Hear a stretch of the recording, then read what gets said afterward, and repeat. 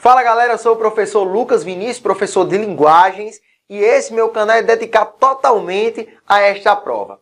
E eu estou aqui para quebrar mitos sobre essa prova de linguagens do Enem. Eu quero desmistificar muita coisa, sabe por quê? Muita aluna já chegou para mim e disse: professor, eu não vou estudar não para português. Por quê? Você vai fazer o Enem, não vai estudar para português?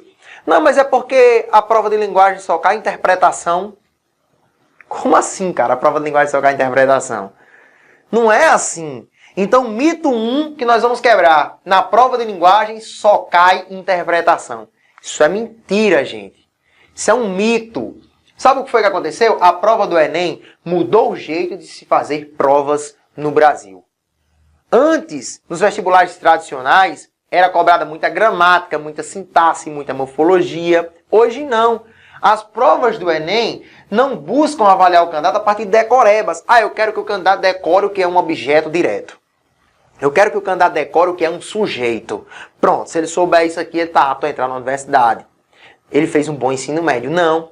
As provas do Enem são de caráter procedimentais e não conteudistas. Ou seja, o aluno não vai ter que pegar um conteúdo, decorar todinho e fazer uma prova. Não, ele vai ter que pegar aquele conteúdo que ele aprendeu, criar habilidades e ter a competência para aplicá-los. Aplicar aqueles conteúdos na vida. Por exemplo, um objeto direto. Eu comi o bolo. Eu posso aplicar em uma determinada situação, quando, por exemplo, eu não poderia ter comido aquele objeto. Minha mãe tinha dito que não fizesse isso. E isso num texto vai ganhando um sentido a mais, que só a gramática, por si só, não dá a significação exata e precisa. Há muita interdisciplinaridade no Enem. Você precisa conhecer muito bem a história, sociologia, para entender, por exemplo, textos literários, para entender, por exemplo, textos de cunho que tratam a oralidade. Então, esse conhecimento interdisciplinar é muito necessário. A língua portuguesa não se limita à gramática, gente. É muito além da gramática, que vai ser trabalhado no Enem e que você deve entender e ter a competência. Passando aí, você tem que entender que o Enem cobra a análise de texto, a análise textual.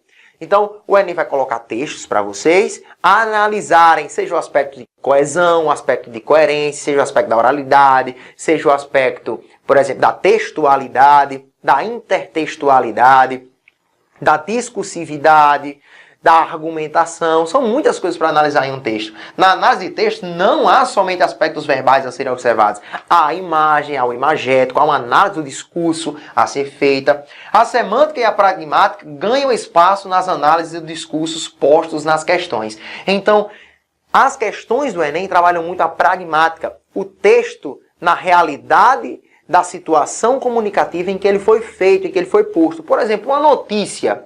Ela foi posta ali por mera banalidade, só para acontecer, porque ela deveria ser posta. Não, a notícia quer nos informar sobre algum fato que está acontecendo no momento que aconteceu, que é importante de ser informado. Então a pragmática, o estudo do acontecimento da comunicação, entra e ganha vez na prova do Enem. A palavra mágica é efeitos de sentido. Esse texto tem qual efeito de sentido? O que é que ele quer comigo? Ele quer propor o quê? Para que ele propusesse tal ideologia, ou propusesse tal significação. O que foi feito em sua construção? Tudo isso voltado para os efeitos de sentido. Aqui nós temos um texto para nós fazermos uma análise bem interessante do Calvin, que diz assim: vendo o pôr do sol. Alguém pergunta: quanto quer pelo pôr do sol? Ele diz: não está à venda. Eu estou vendo o pôr do sol. Aí ele se vira de novo: aproveite para ver também. Então, há uma certa ambiguidade na palavra vendo. Essa ambiguidade, essa possível polissemia da palavra vendo, que pode ser entendida por vendo no verbo vender e pode estar sendo entendida vendo que está observando do verbo ver. Então, há aí uma ambiguidade que gera todo o efeito de sentido dessa tirinha. É importante perceber que essa ambiguidade, essa incoerência aí no entendimento dos dois locutores, né, do locutor e interlocutor, é algo inerente ao gênero tirinha, que quer causar aqui um riso, tem uma intenção de causar um riso. Então eu estou vendo o pôr do sol. A imagem, olha o imagético, ele está aqui virado, observando, sorrindo, realmente condizendo com o que ele diz no final. Aqui ele se vira e abre a boca para expressar, não está à venda, ou seja, você entendeu errado. E depois ele simplesmente vira e fala, aproveite para ver também. Ele está anunciando que está vendo o pôr do sol, que é algo muito interessante e causa o riso, é essa polissemia. No próximo texto, nós temos aí a figura, né, uma imagem de um menino que é exposta em um cartaz. Que diz o seguinte, aos 7 meses eu ganhei um coração. E aí tem, há 7 anos eu agradeço esse presente. Como assim? Ele ganhou um coração e há 7 anos agradece esse presente? Ah, então só pode ser um transplante. Foi um transplante. E há 7 anos, olha as velas. 1, 2, 3, 4, 5, 6, 7. Ele está comemorando o aniversário. A criança está sorrindo, provavelmente porque ele ganhou um coração. O que deu a possibilidade, portanto, de ele continuar a vida. E aqui tem assim, não deixe a vida se apagar. Seja doador de órgãos, fale com sua família. Não deixe a vida se apagar, assim como as velas que ele está comemorando o aniversário. Está tudo interligado. E ele diz, seja doador de órgãos, fale com sua família. Eu posso analisar esse texto com vários ângulos. Seja, olha os verbos do imperativo. Não deixe a vida acabar. O imperativo negativo, fale com sua família.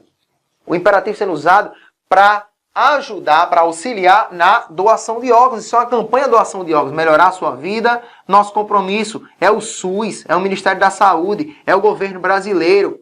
Ele diz, há 7 anos eu agradeço esse presente. Aos 7 meses eu ganhei um coração. Há um paralelismo dos 7 que causa aí um efeito de sentido de que é importante sim eu doar o órgão. É importante sim eu avisar a minha família, que se eu não avisar a minha família, provavelmente eu não seria um doador, porque a família tem que autorizar. Aí aqui tem um texto minúsculo. Mateus tinha apenas 7 meses quando recebeu um coração. Hoje ele já tem 7 anos e comemora esses anos da vida graças a um doador. Todos nós podemos ser doadores de órgãos. Basta comunicar esse desejo à família. Gente, perceberam o quão grandes são essas letras? O quão pequenas são essas? Por quê? Porque esse texto narrativo ele é desprezível.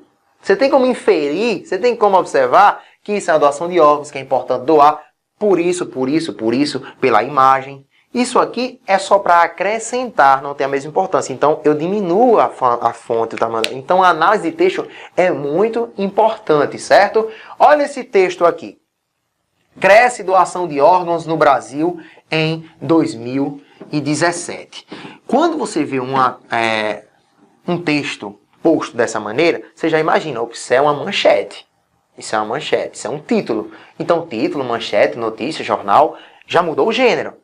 Não condiz com o gênero passado, que trazia uma imagem. Notícia, geralmente, é um texto verbal. E aí nós temos a dor pela morte de um parente querido pode transformar-se em alegria para outras famílias, desde que os órgãos sejam doados. Um indivíduo saudável que teve morte cerebral decretada pode ajudar até 14 outras vidas com a doação das córneas, rins, coração, pulmões, pâncreas, entre outros órgãos. No Brasil, o número de doadores vem crescendo. No primeiro semestre desse ano, aumentou quase 12%. Passamos de mais de 14 doadores para cada 1 milhão de pessoas para mais de 16 por milhão de habitantes. Na Espanha, que é referência na doação de órgãos, são quase 40 doadores para cada milhão de indivíduos. Os dados são da Associação Brasileira de Transplantes de Órgãos, ABTO. Para lembrar sobre a importância de avisar a família sobre o desejo de doar órgãos, em 27 de setembro é comemorado o Dia Nacional da Doação de Órgãos. Durante todo o mês ocorre o Setembro Verde, para reforçar a importância da doação. Pessoal, esse texto dialoga com esse? Sim. Mas são gêneros diferenciados? Sim. Eu posso colocar essa imagem no final dessa notícia para incrementar e fazer com que o leitor deseje doar órgãos? Sim. Então o Enem pode trabalhar também a relação de texto, a prova de linguagem trabalha.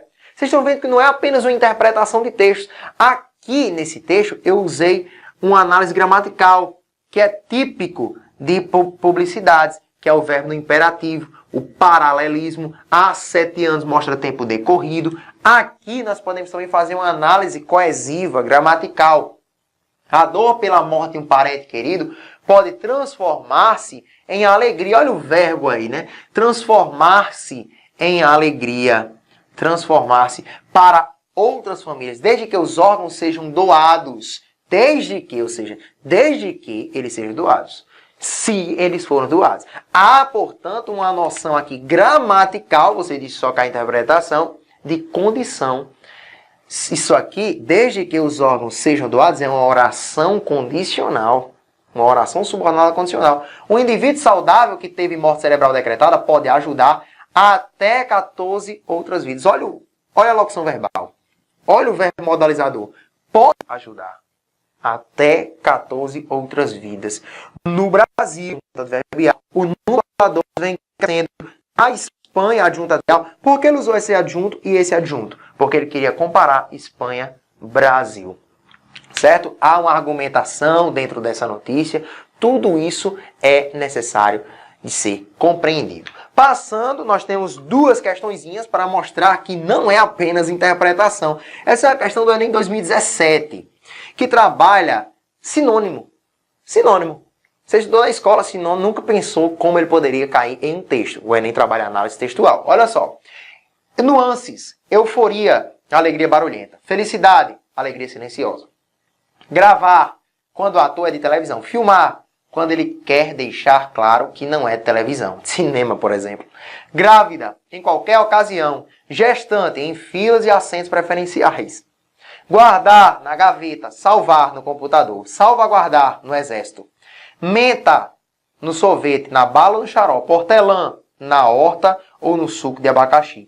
Peça, quando você vai assistir. Espetáculo, quando você está em cartaz com ele. Gente, então, são palavras sinônimas que aparentemente têm os mesmos sentidos, mas que na realidade não possuem sentidos iguais.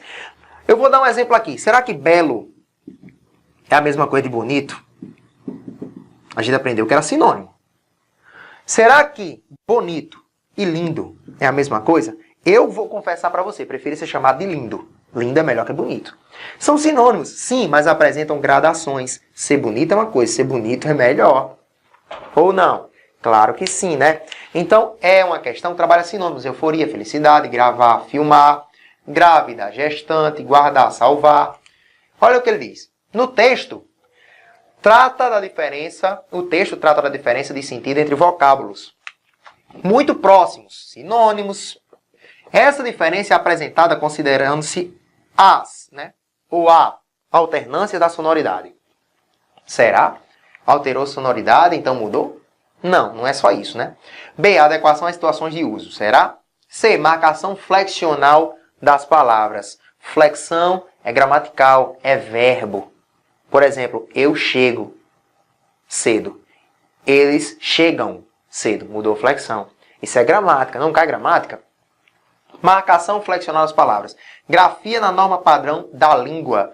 Categorias gramaticais das palavras. Aqui você já tem noções de morfologia, noções de grafia, norma padrão, né? Noção gramatical, noção de verbos e palavras também, nomes, noção de situações de uso, que é contextualização, e noções de alternância na sonoridade, que é fonologia. Gente, mas aqui, com a leitura do texto em seu contexto, nós observamos que os sinônimos mudam de acordo com a situação do uso. Por exemplo, gravar é quando o autor é televisão. Filmar é quando ele não é televisão. Mudou o uso, mudou o contexto, mudou a significação da palavra, que na verdade são sinônimos. Então, letra B, certo? E para mostrar aí que não se trata apenas de interpretação do texto, nós temos essa última questão, que também é do Enem 2017. Texto 1. Terezinha de Jesus, de uma queda, foi ao chão. Acudiu 3 cavaleiros, todos os 3 de chapéu na mão. O primeiro foi seu pai, o segundo seu irmão. O terceiro foi aquele a quem Teresa deu a mão.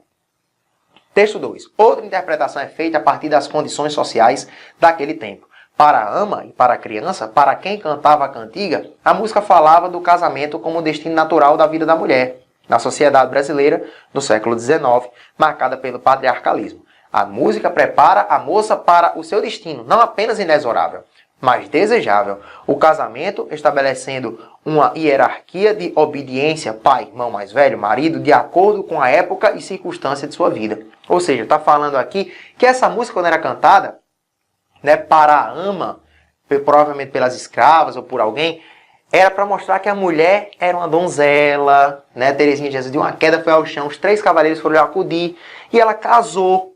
Ela deu a mão, ela casou com um. Então o destino da mulher era casar e ser acudida, porque a mulher é para ser salva, né? Para ser salvada. Então olha só, nesse caso, gente, nós temos uma tradição sendo perpetuada por uma oralidade, que é o canto.